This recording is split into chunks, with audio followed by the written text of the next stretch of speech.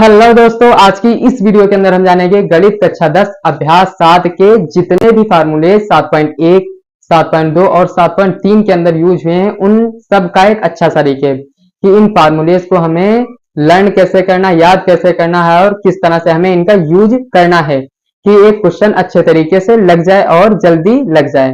तो आइए जानते हैं उन फार्मूलेस को लगाने की ट्रिक और उन फार्मूलेस को याद करने का तरीका। तो आइए जानते हैं। सबसे पहला जो आपका फार्मूला यहाँ पर दिया गया है वो आपका है डिस्टेंस फार्मूला। कौन सा? Distance formula. डिस्टेंस फार्मूला जिसको हम दूरी सूत्र भी कहते हैं। क्या कहते हैं? दूरी सूत्र। अब ये होता क्या है? दूरी सूत्र के अंदर आपको दो पॉइंट दिए रहेंगे। कौन कौन से? एक आपको पॉइंट ए दे दिया और एक पॉइंट आपको दे दिया बी। अब इन पॉइंटों को आप जब मिलाएंगे तो इसके बीच की डिस्टेंस को आपको फाइंड करने का, डिस्टेंस मतलब दूरी, तो दूरी को फाइंड करने को कहेगा।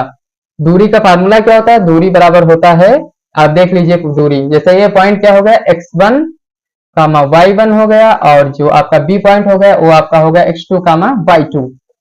अब x2 कामा y2 आपका तो हो गया। अब डिस्टेंस का फार्मूला क्या होता है? ये वाला अंडर रूट लगाइए आप, x2 माइनस x1 का whole square, x2 minus x1 का होल स्क्वायर, ठीक, प्लस का साइन बीच में लगेगा, y2 माइनस y1 का होल स्क्वायर। तब आपकी ये जो डिस्टेंस होगी वो आपकी डिस्टेंस मतलब ये दूरी d आपकी आ जाएगी। किस तरह से आएगी? x1 y1 दिया है, x2 y2 दिया है, d का फार्मूला लगाना है, x2 माइनस x1 का whole square plus y2 minus y1 का होल स्क्वायर। या आप इसके साथ में ये वाला फार्मूला भी रख सकते हैं, x1 को आगे x2 को पीछे, कोई भी फर्क इसके अंदर नहीं पड़ेगा। x1 माइनस x2 का होल स्क्वायर भी हो सकता है प्लस y1 माइनस y2 का होल स्क्वायर भी हो सकता है। इसके अंदर कोई फर्क नहीं होता है, आंसर हमेशा सेम आएगा। तो ये तो आपका पहला फार्मूला हो गया।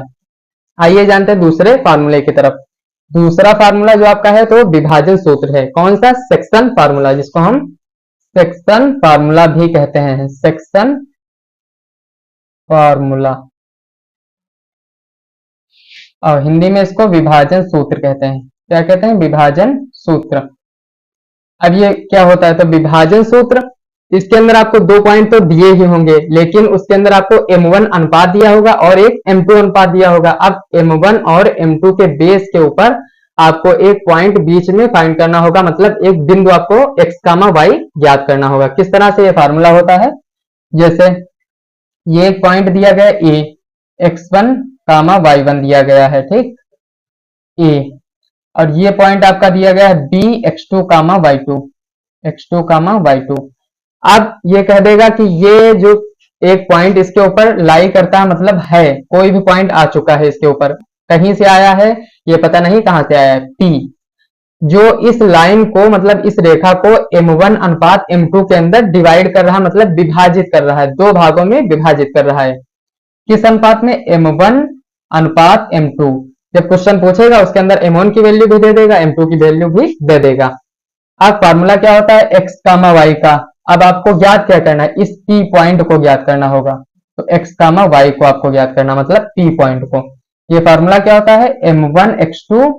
m1 x2 plus m2 x1 by m1 plus का m2 होता है, ये x का हो गया फार्मूला, और ये वाला आपका y का हो गया m1 y2 plus m2 y1 by m1 plus का m2। तो ये तो आपका हो गया y का फार्मूला। ये x का हो गया, ये y का। इसके अंदर आपको दो तरह के क्वेश्चंस देखने को मिलेंगे। इस विभाजन सूत्र मतलब सेक्शन फार्मूला के अंदर आपको दो तरह के क्वेश्चन देखने को मिलेंगे। पहला, x कामा y की वैल्यू आपको निकालनी होगी, मतलब अनुपात दे देगा, x कामा y की वैल्यू आपको निकालनी होगी। दूसरा, वो x कामा y की वैल्यू दे देगा और आपको अनुपात निकालना होगा। अनुपात को आपको मानना होगा k:1, मतलब k अनुपात 1। इससे आपको सरल तरीके से अनुपात निकल आएगा। तो इस चीज को आपको याद रखना है। आइए देखते हैं तीसरे फार्मूले की तरफ कि वो तीसरा फार्मूला क्या है। यहाँ पर तीसरा फार्मूला भी सेक्शन फार्मूला है। कौन सा? Section formula. अब ये क्या होता है? सेक्शन फार्मूला मैंने दूसरा तो बता दिया, सेक्शन फार्मूला विभाजन सूत्र, ये तीसरा है। इसके अंदर क्या होता है, मध्य बिंदु आपको ज्ञात करवाएगा। कैसे, एक पॉइंट ए आपको दे दिया गया है, x comma y, x one comma y one, ये बी दे दिया गया है, x two comma y two ये है, और ये x one comma y one है। अब यह कह रहा है कि एक जो पॉइंट आया इसके ऊपर P, वो इस रेखाखंड AB को मध्य बिंदु पर विभाजित कर रहा है, तो उसका अनुपात क्या होगा, M1 होगा और M2 होगा। अब M1 जब मध्य बिंदु पर विभाजित करेगा तो M1 अनुपात M2 की जो वैल्यू होती है वो हमेशा याद रखना, M1 अनुपात M2 की वैल्यू जो होती है वो 1:1 मतलब 1 अनुपात 1 होती है। इस चीज को याद रखना हमेशा। तो M1 अनुपात M2 की वैल्यू क्या होती है, 1 होती है। तो ये P जो होगा x कामा वाई, तो इसको ज्ञात करने को कहेगा। तो किस तरह से ज्ञात करना है, P x कामा वाई जो आपका होगा वो होगा, फॉर्मूला क्या होता है, M1 कितना 1 ही है, तो 1 हो गया, इसके साथ में क्या हो गया 1 हो गया इंटू x1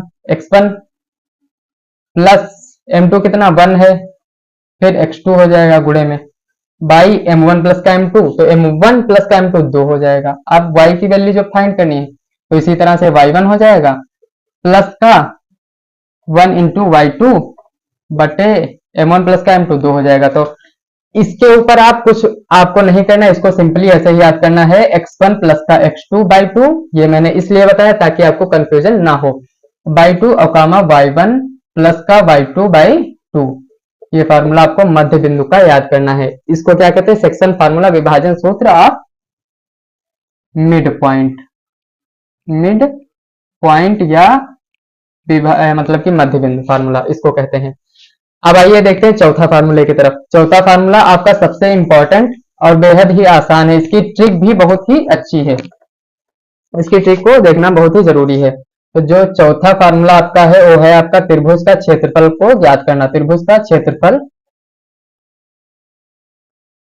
आप किस तरह से ज्ञात करेंगे, ये आपका एक त्रिभुज दिया गया है, मैंने यहाँ पर एक त्रिभुज जैसे तैसा बना दिया, ए है, ये बी है और ये सी है। ए क्या है, x1 कामा y1 है, बी क्या है, x2 कामा y2 है, और सी क्या है, x3 कामा y3 आपका दिया गया है।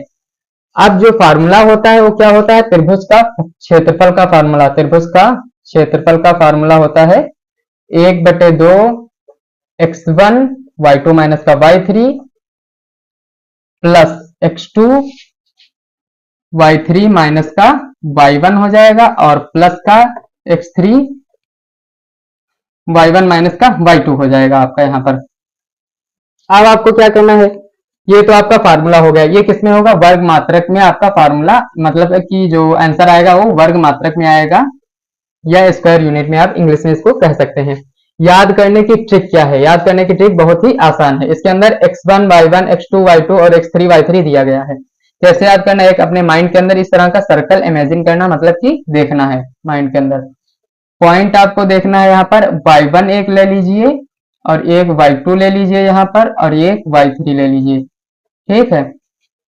हमें ये याद रखना है कि 1/2 तो लगाना है, 1/2 लगाना ही है हमको, ब्रैकेट लगाना कर्ली वाला, x1 x2 x3 ये तो आपको याद रहेगा, बीच में साइन भी याद रहेगा कि प्लस प्लस का लगाना है। कंफ्यूजन किसमें होती है, y2 y3 y3 y1 y1 y2, इसी में कंफ्यूजन होती है। ये कंफ्यूजन दूर हो जाएगी, कैसे अभी मैं बता रहा हूँ। यहाँ पर क्या करना, आपको x1 पहले रखना है, फिर ब्रैकेट लगाना है स्क्वायर ब्रैकेट, फिर क्या करना y2 से स्टार्ट करना, y2 y3, और फिर यहाँ पर x2 तो है, और फिर y3 y1 और फिर y1 और y2 हो जाएगा। देख लीजिए, y2 से स्टार्ट करना है, y2 y3 माइनस का y3 माइनस का y1 y3 माइनस का y1 y1 माइनस का y2 y1 माइनस का y2। इस तरीके से आप ये 4 फार्मूले आसान तरीके से याद कर सकते हैं। ये बहुत ही इंपॉर्टेंट फार्मूलेज हैं, इनको याद करने की ट्रिक भी मैंने बता दी। अगर वीडियो अच्छी लगे तो इसे लाइक शेयर और सब्सक्राइब जरूर करें। मिलते हैं अगली वीडियो में।